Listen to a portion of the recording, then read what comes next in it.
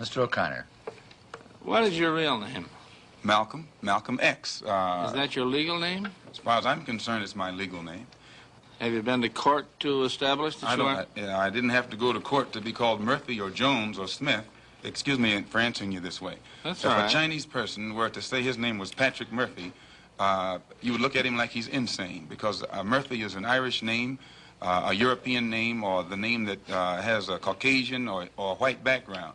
And a yellow person, Chinese is a yellow man, and he has nothing to do or no connection whatsoever with the name Murphy. And if it doesn't look proper for a person who is yellow or Chinese to be walking around named Murphy or Jones or Johnson or Bunch or Powell, I think it would be just as improper for a black person or the so-called Negro in this country, as we're taught by the Honorable Elijah Muhammad to walk around with these names. And therefore he teaches us that during slavery, the same slave master who owned us put his last name on us to denote that we were his property. So that when you see a Negro today who's named Johnson, if you go back in his history, you'll find that he was once his grandfather or one of his forefathers was owned by a white man who was named Johnson. If his name is Bunch, his grandfather was owned by a white man that was named Bunch. Would you mind telling me what your father's last name was? My father didn't know his last name. My father got his last name from his grandfather, and his grandfather got it from his grandfather, who got it from the slave master. The real names of our people were destroyed during slavery. Was there any line, any point in the genealogy of your family when you did have to use the last name, and if so, what was it? The last name of my forefathers was taken from them when they were brought to America and made slaves. And then the name of the slave master was given, which we refuse. We reject that name today. You mean you won't even tell me what your father's supposed last name was or gifted last name was? I never acknowledge it whatsoever. Let me ask you about the status of Elijah Muhammad. First of all, is he ill? I spoke to him today. He is in better health than he has been. He's suffering from asthmatic bronchitis. Is that why he didn't attend your rally on last Tuesday? Yeah, the only reason that he didn't attend was his ill condition, and the weather here, especially on that particular day, was of such nature that it would have been almost insane for him to come. Well, now, did you hold that meeting last Tuesday because it coincided with the general election, the primary election? I think if you study the history of Mr. Muhammad's work and religious work in this country, we've had our convention on February the 26th every year for, I think, the past 33 years. Well, now, while you don't care to discuss your former name or the name that the slave master gave to your antecedents, it is a matter of record that Muhammad's last name was Poole, Elijah Poole. No, that's the name that his slave master gave to his grandfather or great-grandfather, but that's not his name. Well, his mother and father thought when they called him Elijah Poole that was his name. They didn't know any better. Well, if they didn't know any better or not, they thought that was his name. Yes, sir, but sir... So what I'm trying to find out is when did he cease to be Elijah Poole and get to be Elijah Muhammad? In 1931, I think it was, in Detroit, he was taught the true history of our people and made aware at that time that he was wearing an English name, and by not being an Englishman, he looked out of place. And his teacher gave him the name that he's wearing today, Muhammad, Elijah Muhammad. All right, now when did he become what he purports to be in your literature, the son of Allah?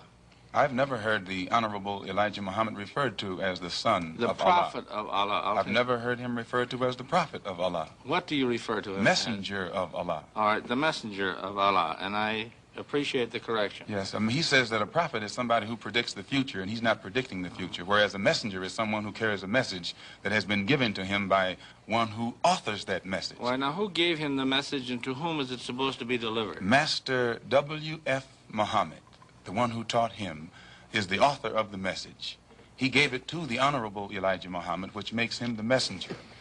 And he's to deliver that message of truth and righteousness to the 20 million American so-called Negroes, which means he's to teach us the truth, which will awaken us, and then show us how to live a life of righteousness, which will automatically qualify us for recognition as human beings by all other righteous human beings here on this earth. Well, now, one other question. With reference to what Mr. Hurlbut asked you a little bit ago, you took a very moderate position of wanting independence without having any hatred for the whites.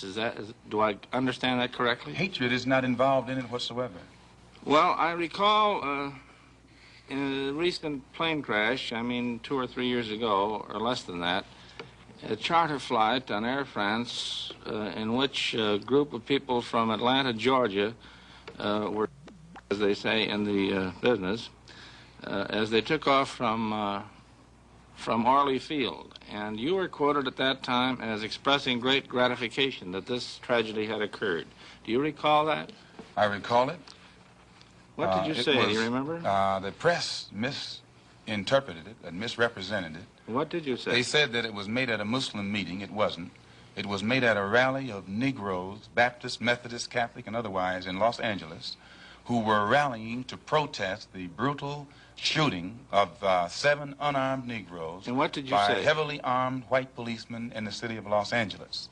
And because we are a people who have been taught by the Honorable Elijah Muhammad to never carry weapons of any kind, but to get on God's side and rely on God to fight our battles for us, at the time that these brothers were shot down so brutally, I pointed out at the funeral of the brother who died that God would step in and take a hand in giving us some form of justice for the brutal killing of our brother.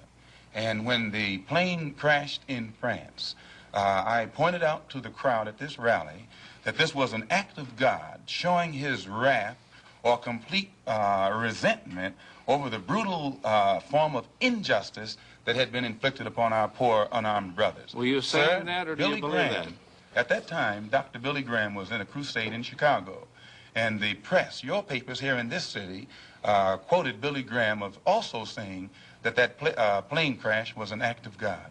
And if you take time to check the newspapers, I think that you'll find that this is correct. But no one thought that Billy Graham was so wrong when he attributed the crash of this plane to his God. But when we say that it come from our God, then we're looked upon as being, outrageous. I know, but you took the position that this was a matter of satisfaction to you for an injustice done against you, and I think that that's a trifle severe. We did not think that it was a coincidence that 120 of the whites on this plane came from the state of Georgia, a state that has the worst record in the history of America for the mistreatment of black people in this country. Worse than Mississippi? They maybe are a little less, Mississippi is a little less hypocritical today than Georgia, but both of them are still practicing the same thing.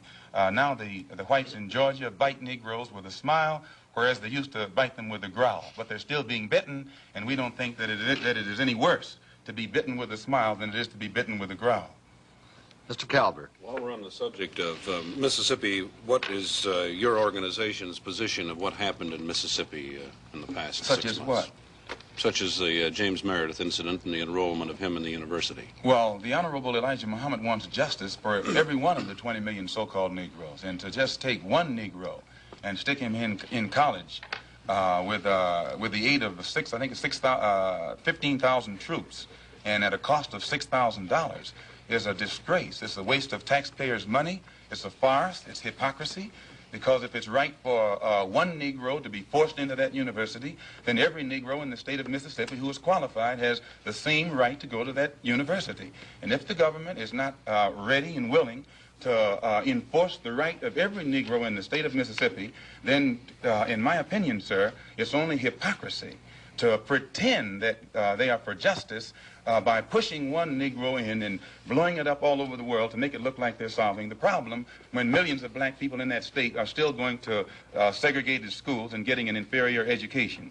Does your organization encourage members to attempt to enter schools that have been known as all white in the past? The Honorable Elijah Muhammad doesn't discourage us from attending white schools, but he does say that it is better for us to go to our own schools, and after we have a thorough knowledge of ourselves, of our own kind, and racial dignity has been instilled within us, then we can go to anyone's school and we'll still retain our race pride, our racial dignity, and we will be able to avoid the subservient inferiority complex that most Negroes have that is instilled within most Negroes who receive this sort of integrated education.